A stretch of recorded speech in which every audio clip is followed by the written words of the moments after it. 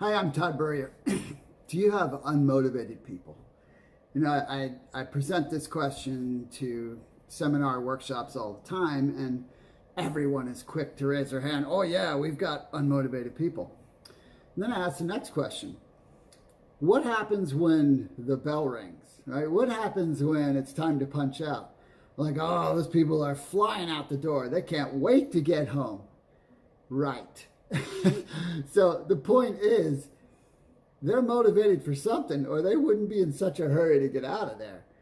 Everybody is motivated for something. There's no such thing as an unmotivated person. And if you think that there are, go to their house and take some of their stuff. You'll find the most motivated person you've ever seen, right? So the issue is, what are they motivated for? And see, in leadership and in your workplace, that's your job. Your job is to uncover what they're motivated for and help them see how the work leads to that.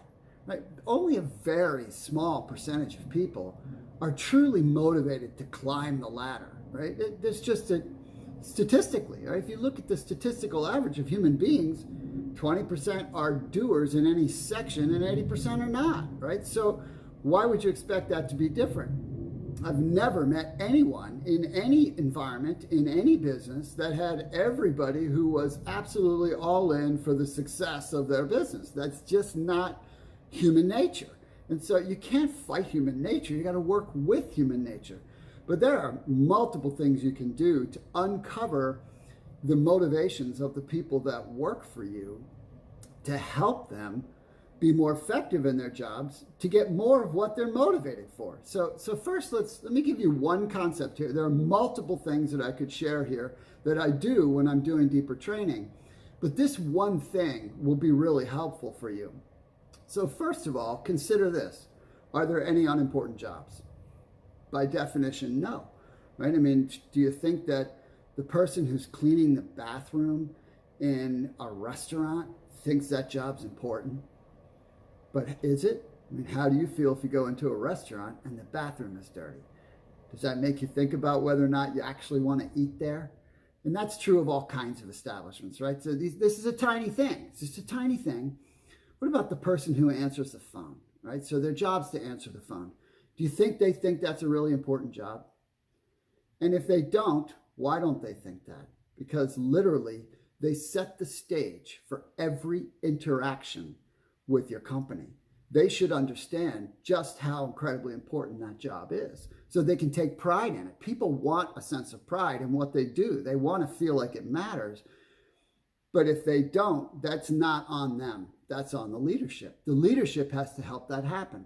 So here's something that's very simple for you to think about. It's a very simple concept. So first, think about the job. Whatever that job is making someone else's job easier by nature. That's why a job exists, right? I mean, every entrepreneur starts as the chief cook and bottle washer, right? They start by cleaning their own floors and taking care of their own books and doing all this other stuff. And eventually, as their business grows, they hire someone to do those things so they can do more of what they do better. Well, that's what a big company is. It's just a bunch of people to help the one purpose of that organization.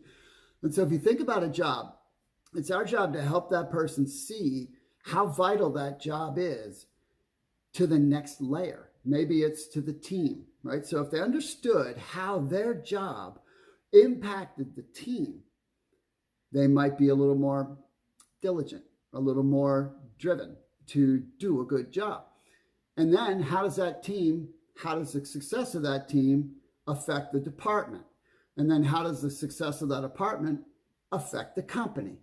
And if you boil this back and you start with that job, if they understand that doing well in that job helps the team, which then helps the department, which then helps the company, what does that do? It expands opportunities. Now, if we go all the way back to this person who's not driven to drive the career, to climb the career ladder, that's not their primary motivation. That's not the thing that drives them.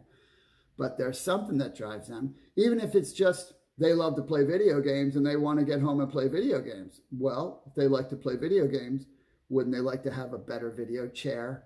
Wouldn't they like to have a bigger monitor? Wouldn't they like to have better games? Sure, they would. Everybody wants more of the thing they like or the thing they care about. And so then you help them connect to the fact that the company doing well provides more opportunities, bonuses, and increased salaries and things like that that lead back to the thing they care about, whatever it is. I use video games, and some people that's true.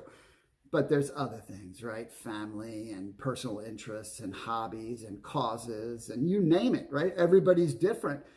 And that's the nature of your workforce. Your workforce is all different. You cannot expect all of your workforce to have the same motivation. That would be La La Land. You're living in Alice in Wonderland business, right? You want to be able to connect deeply with what matters to the people that you serve in your organization to help them see how doing well in their job results in more of them. That's a very, very simple concept, and it is as true as the day is long. Now, there's a lot more that you can do, and if you want some insights on some of that, or if this is an area of training that could be beneficial, reach out to me, and I'm happy to talk to you about it. I hope you found this helpful.